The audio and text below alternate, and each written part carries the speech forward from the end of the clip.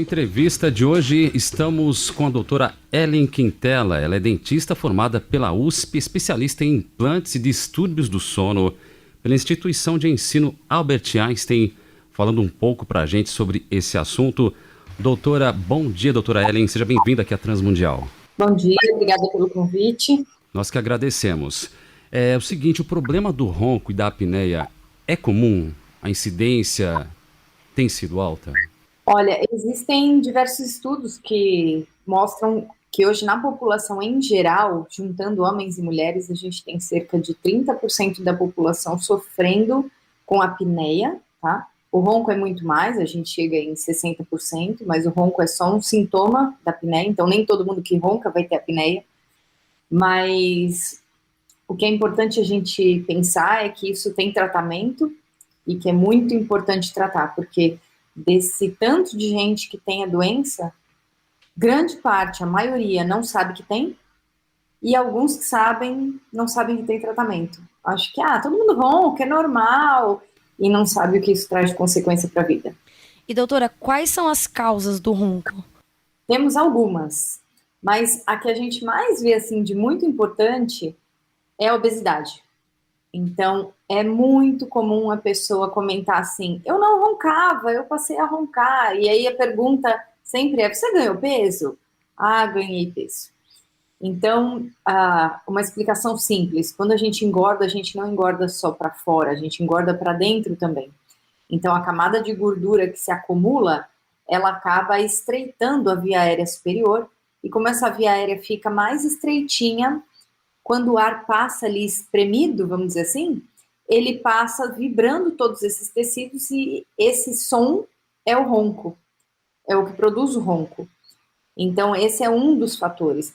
Mas pacientes que usam muitas medicações, como relaxante muscular, alguns tipos de antidepressivos, bebidas alcoólicas, tudo isso aumenta a chance de ronco. Sim, e uma outra pergunta, o desvio de septo, ele pode causar o ronco? O desvio de septo é uma coisa super... Sabe aquela coisa que sempre fica na pergunta? Até teve um congresso no final do ano, e um dos estudos que ficou assim muito marcante foi que cerca de 16% só dos pacientes que operavam desvio de septo tinham melhora no ronco. Então a gente vê que o desvio de septo não é o grande vilão. O problema é quando a gente tem um desvio de septo muito acentuado, e aí a pessoa faz tanto esforço para respirar, para puxar o ar, que pensa assim, num canudinho, quando ele está meio entupido, você puxa com força e aquele canudinho gruda, né? Ele fecha. Você não consegue puxar nada, o ar não vem. Então, essa é uma das consequências do desvio de septo para que haja o ronco, mas não é ele em si. É que ele faz com que você tenha muita força para respirar e isso fecha a via aérea. Mas você vê, só 16% dos operados que mostraram melhora. Então, não é ali o real problema do ronco. É mais para trás, é um pouquinho já quando passa atrás do nariz, atrás do céu da boca, lá na garganta. Essas são as regiões que tem mais obstrução, que tem mais tecido mole, porque o que causa o barulho é a vibração desses tecidos moles. Então é mais ali, essa região mais para dentro, mais para baixo, que causa o ronco, né?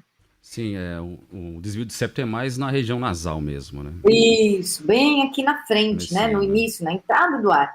Então, o que ele faz é permitir ou não a entrada de ar, mas o barulho, o ronco é o barulho, e o barulho é feito por causa da vibração de tecido. E aqui é tudo firme, então não tem a vibração, é mais para trás mesmo. É nesse percurso até o pulmão que tá o problema, né? A gente já tem vários ouvintes aqui participando, comentando as suas experiências. O Kellington, de Crato, Ceará, ele comentou: minha esposa começou a roncar durante a gravidez e continuou depois. Ele falou que ele também ronca, mas não muito, segundo ela. E ele falou que eles achavam que o dela era só durante a gravidez, mas pelo jeito não mudou muita coisa. Precisa ver que, muito provavelmente, ela não perdeu todo o peso que ela ganhou na gestação. Então, essa é uma das causas, né? Muitas mulheres demoram um pouco mais para chegar no peso ideal, e aí essa camada de gordura em volta da via aérea faz a via aérea ficar mais estreitinha e isso causa mais ronco. Então, esse é um dos detalhes, mas é importantíssimo fazer um diagnóstico correto, porque ela pode estar tendo só um sintoma de uma doença muito mais séria, que é a apneia do sono.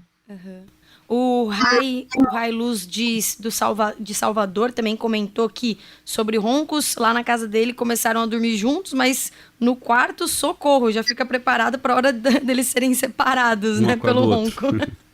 Fica cada um em seu quarto. Ele falou que é bizarro isso. Eu vou te contar uma coisa. Quando foi 2006 que eu comecei a estudar sobre distúrbios do sono, eu me apaixonei por essa área porque eu gosto muito do tema família. E aí o que eu percebi? Os estudos mostram que ronco é a terceira causa de divórcio. E as coisas começam exatamente como essa história que você está me contando. Então, alguém ronca no quarto, um dos parceiros ali, e aí a primeira opção é cutucar. Aí nessa de cutucar começa a irritação, começa a ficar com raiva, de madrugada a gente não tem paciência, e aí daqui a pouco é sair do quarto. Quando acontece isso, as pessoas começam a não se encontrar mais. E isso me incomodava muito, porque eu via que os casais tinham esse problema de que cada um ia dormir num quarto, daqui a pouco não tinham mais relação e tal, e de repente se descobriam que eram só amigos dentro de casa. E aí vem a separação. Então, quando eu comecei a tratar ronco e apneia e eu comecei a ouvir, doutora, você salvou meu casamento, isso é o que me motiva a trabalhar com distúrbios do sono, é manter as famílias unidas. Realmente é complicado. Ainda bem que existe tratamento, ainda bem, né, doutora, que tem essa solução, né? Que os casais possam cada vez mais procurar ajuda, né? O nosso WhatsApp é 11 974 18 1456. Tem mais participação, Débora? Temos a Mércia Bispo, de Pernambuco. Ela comentou que quando ela tem alergia, ela falou, quando tenho minha gripe alérgica, já sei que irei roncar à noite. E acontece. Meu esposo no outro dia comenta que o ronco foi e muito, mesmo tomando meu antialérgico. O quadro alérgico contribui com o ronco? Sim, muito. Por quê? É o mesmo raciocínio do engordar. Quando você tem uma rinite, e todas as ites aí, nada mais é do que inflamação desses tecidos da via aérea. Quando eles inflamam, tudo que tem inflamação incha. Então, esses tecidos incham e a passagem de ar fica muito mais estreita. Então, toda vez que a gente vai passar o ar numa região estreita, os tecidos vibram e geram barulho. Então, o que precisa é tratar a rinite preventivamente, né, para que não tenha as crises, para que esses tecidos estejam sempre em condições saudáveis, porque se tiver inflamação, vai inchar, e aí quando incha, o ar passa muito apertado, gera o barulho, e cada vez que ronca, cada vez que vibra, isso aumenta o grau da inflamação, aumenta o inchaço, então você percebe que a gente entra num ciclo que vai só piorando, piorando, piorando. Então precisa tratar essa rinite para não piorar. Ok, doutor. E olha, quais são as principais causas, né? O que pode causar principalmente a apneia? Né? Então, essa questão do peso é muito importante, mas é legal a gente falar aqui que existem dois tipos de apneia. Tem uma que é a apneia central e uma que é a apneia obstrutiva. Quando a gente fala de apneia central, é um problema neurológico. Então, por algum motivo, o cérebro esquece de respirar. Então, quando a gente faz o exame, a gente percebe que aquela pessoa nem tenta respirar. Ela passa alguns segundos, às vezes mais de minuto, sem respirar e sem tentar. E existe a apneia obstrutiva, que é quando o paciente está como se estivesse sufocado. Ele tenta respirar, mas ele não consegue. Então, são duas apneias diferentes, os tratamentos são diferentes e as causas também são diferentes. Uma apneia central, então você tem que trabalhar ali, pensar num neurologista, alguém que vá checar por que essa pessoa não está, o cérebro está esquecendo de respirar enquanto dorme. E a obstrutiva é essa que eu trato. Então, a gente tem que ver em qual região, e aí a gente volta naquela história do desvio de septo, a gente começa na bordinha do nariz ali e vai caminhando até chegar no pulmão para ver qual é a região de obstrução e poder tratar o sítio correto, tá? Então, no caso, o primeiro passo é procurar um dentista, para ele indicar, para descobrir se é realmente algo físico ou neurológico. Isso, mas olha só que legal isso. Isso sempre é a pergunta, né? Quem é que eu procuro primeiro? Essa é uma doença que tem um tratamento multidisciplinar. O que isso significa? Tem muitos profissionais envolvidos nisso. Então, o que interessa é buscar um profissional que seja especialista em sono. Porque a medicina do sono ela é muito diferente da medicina do dia. Você não consegue contar para o profissional o que acontece, você está dormindo. Então, muitas vezes eu peço até para o cônjuge vir junto na consulta para ajudar a passar algumas informações. E aí, só exames com a pessoa dormindo que a gente vai ter referência realmente para dar um diagnóstico correto. Entende? Então, quando a pessoa tem um problema de tá roncando, por exemplo, quem que eu procuro? Você pode procurar otorrino, pneumologista, um dentista, alguns fisioterapeutas, fono. Não importa a profissão inicial. Se for um especialista em sono, essa pessoa sabe todos os profissionais que estão envolvidos no tratamento, vai saber olhar o exame e dizer quem trata você é este profissional. Porque com o exame na mão, com o diagnóstico correto, a gente consegue encaminhar para a pessoa certa. Qualquer um desses profissionais especialistas em sono tem condição de olhar o diagnóstico e encaminhar para o profissional correto. Se vai ser um dentista, se vai ser um otorrino, se é um caso cirúrgico, porque alguns casos são cirúrgicos, né? Ou se é um caso de usar CPAP, que é aquele aparelho que fica como que soprando ar para dentro da pessoa a noite inteira. Então, mesmo que o cérebro, por exemplo, apague, não lembra de respirar, o aparelho respira por ele. Então, existem formas de tratamento e a gente, tendo conhecimento de tudo isso, consegue orientar qual é o melhor profissional para tratar. O nosso ouvinte Roberto César, da Paraíba, ele comentou que ele tem apneia obstrutiva grave e que ele usa esse CPAP para ter um sono mais tranquilo. Isso aí, perfeito. E a nossa ouvinte Dani, ela tem uma dúvida. Ela falou, como que desmamar do alprazolam, né? Eu acredito que seja o nome do remédio, alprazolam, e porque ela falou que eu acredito que o marido dela, ele só dorme com esse remédio já faz uns 3 anos. É muito complicado a gente falar de remédio, especialmente quando a gente não tem o paciente na mão, porque eu não sei por que o médico receitou isso. E primeiro, né, já tô crendo que foi receitado pelo médico, porque às vezes os pacientes tomam por conta própria. Isso é um erro. Eu não consigo dormir, então eu vou tomar um remedinho para dormir. Pior coisa, porque quem tem apneia vai piorar a apneia, porque é aquilo que eu falei lá no começo.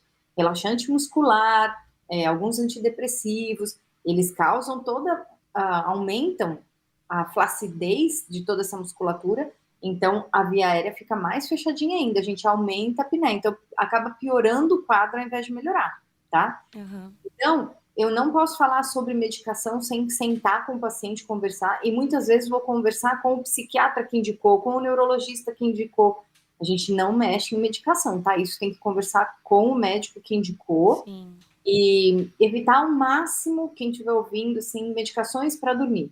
Existem muitas formas, pesquisar no Google tem higiene do sono, ritual do sono, dicas que você tem no meu Instagram também, dicas de higiene do sono, ritual do sono. Eu sou super acessível no Instagram, respondo, que são coisas que você muda na sua rotina e fazem muito mais efeito para que você durma melhor do que tomar remédio. Sim. A nossa ouvinte Rai, de Salvador, que já tinha participado, comentando que com ela e com o marido é complicado por conta do quarto, né? Que às vezes eles precisam dormir separados. Ela falou que ela já até tomou remédio para dormir e só pra ela conseguir dormir com o esposo dela, né? Porque aí ela não consegue ouvir o ronco dele, né? Consegue dormir melhor. Porque ela tem esse prazer, né? De dormir com ele. Eu imagino que seja muito complicado para casais, né? Isso acaba atrapalhando alguns relacionamentos. Tanto é que uma das nossas perguntas era mesmo sobre isso. E você já até comentou, né? Que você gosta... que você até começou a estudar sobre isso por conta de famílias, né? E isso tem afetado, né? O ronco, a apneia tem afetado muitos relacionamentos, né, doutora? Muito. Muito mais do que a gente pode imaginar. Então, para ela, a dica seria, né? Veja, isso não resolve o problema de saúde dele. A gente tem que focar no problema de saúde dele. Mas para que ela consiga dormir junto, uma opção é ela usar um tampão no ouvido. Mas remédio para dormir, de jeito nenhum. Só que eu gosto sempre de frisar isso. O tampão no ouvido resolve só o problema dela, que é dormir junto. Mas o problema de saúde permanece com ele. Então, tem que tratá-lo. Doutor, uma última pergunta. É possível prevenir para a apneia? Essa é a pergunta que muitos têm, né? Como prevenir? Quais os hábitos que devemos adotar para não ter esse problema no futuro, enfim? Isso. A apneia, ela pode vir de um problema, vamos por aqui, genético, né? Uma anatomia incorreta. Então, por exemplo, se tiver um queixo muito para trás, isso estreita a passagem de ar, causa apneia. Se eu tiver um paciente, alguns pacientes sindrômicos que têm realmente essa região mais estreita, a obesidade. Então, tem coisas que dá para prevenir, tem outras que não, porque um paciente que tem essa retrognatia, que é o queixo muito pequenininho, ele não tem como prevenir. Ele vai ser um paciente apneico no futuro. Então, o que se faz existe uma deformidade óssea, uma deformidade anatômica, corrigir isso cirurgicamente enquanto jovem, para que quando for mais velho, não seja um paciente apneico grave, que aí vai ser ou cirúrgico, ou se não tiver condição de operar, vai ficar dependente do CPAP mesmo, que é esse aparelho que sopra ar para dentro da pessoa, tá? Agora, uma forma de prevenção é não ganhar muito peso. Isso realmente é importante a gente dizer. E fazer todas as dicas de higiene do sono, o ritual de sono, dormir na hora correta, acordar na hora correta, evitar medicações relaxantes, evitar bebidas alcoólicas. O cigarro é muito ruim, porque também, assim como eu falei da rinite, causa inflamação de toda a via aérea, aquela fumaça, aquele calor entrando, e isso irrita os tecidos, inflama, incha os tecidos, aumenta o ronco. Então, tem coisas da rotina mesmo que a gente pode mexer para evitar e melhorar. Um último comentário aqui do nosso WhatsApp é da Cleide, que ela, aliás, trabalha aqui com a gente, e ela comentou que ela tem o distúrbio de sono por causa da fibromialgia e ela ronca por causa de uma prótese dentária. Então, ela teve a recomendação de medicamento, mas ela optou pela acupuntura e mudanças de hábitos. E ela falou que hoje ela dorme muito melhor desde que as dores não atormentam mais ela. E ela falou que a prótese é por causa de uma carcinoma do palato que ela teve há mais de 30 anos. Tá. É importante a gente ver que, assim, você, claro, tem coisas que ela teve um problema de saúde, precisou dessa prótese e tal, então, você vê, é uma coisa que não tinha como prevenir, né, e ela tem uma obstrução, tem uma dificuldade. Mas ela buscou tratamento, isso é o mais importante, tá? E você viu o que ela falou de interessante, de mudar a rotina, mudar coisas do dia a dia, como faz diferença, né? Então, ela não pode ficar sem a prótese, ela tem que se adaptar a isso daí. Então, eu sempre gosto de falar do cuidado mesmo. E mulheres que estão envelhecendo, muito cuidado quando chega a época da menopausa, porque mudança hormonal na menopausa faz com que as mulheres cheguem no consultório falando, eu não roncava, mas agora eu tô roncando.